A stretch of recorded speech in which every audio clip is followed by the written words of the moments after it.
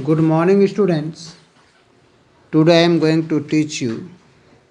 This is Jodi's phone of Honeydew. Jodi's father, Penny, was bitten by a rattlesnake. He quickly killed a doe. Then he used the doe's heart and liver to draw out the poison. Jodi saw that the doe's baby, a little fawn, was left alone. Next, what happened? The thought of fawn kept on haunting Jodi's mind. He quietly went to his father's bedside. He asked him how he was feeling. Then he asked him to think about the fawn. He asked him to permit him to bring the fawn home because Jodi wanted to raise him. Then what's happened? Did his father give him permission? At first, Penny was in dilemma. Judy argued that raising the fawn would not be a burden. Fawn could drink Judy's milk until he started eating leaves and acorns. Judy also said that his family was responsible for the fawn's plight. Penny agreed that it would be ungrateful to leave the fawn to starve, so he gave Judas his permission. He asked him to tell his mother about it before going to bring the fawn in.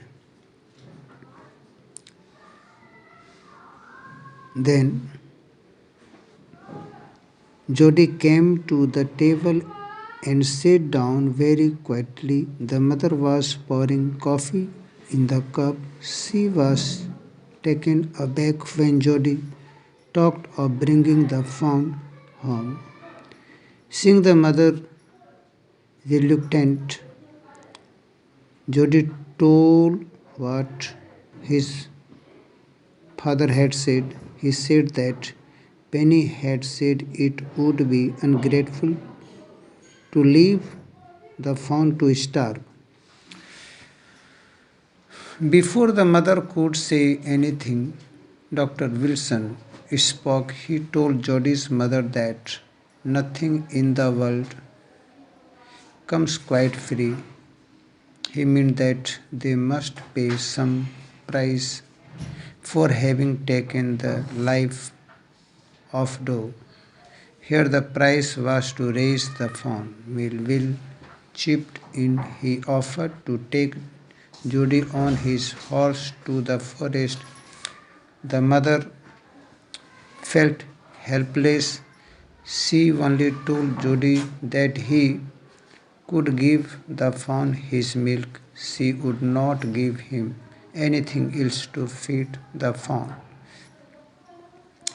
Millville mounted his horse. He set Judy behind him on the horse. Judy assured his mother, Ma Baxter, that he would be back before dinner. Now Millville asked Judy how he knew that the fawn was male. Judy said that the spots on the fawn were all in line. This indicated that the fawn was male. My dear students, pay attention of second part. Once in the forest, Jody wanted Will to go back. He wanted to be alone with the fawn. There were two reasons. First, it was possible that Judy might not get the fawn, for the fawn might have died or be not found. In that case, he would not like Melville to see his disappointment. Secondly, if he made the phone, the meeting would be very lovely and secret. He would not like to share it with anyone else. My dear students, please pay attention. So Jody asked Melville to go. He said that the scrub was too thick for the horse to get through. Melville was, however, afraid to leave Jody alone. So he said that Jody could be lost in the forest or bitten by the snake. Jody, however, said Melville didn't have to worry, he would be careful. So Melville went back. Thank you.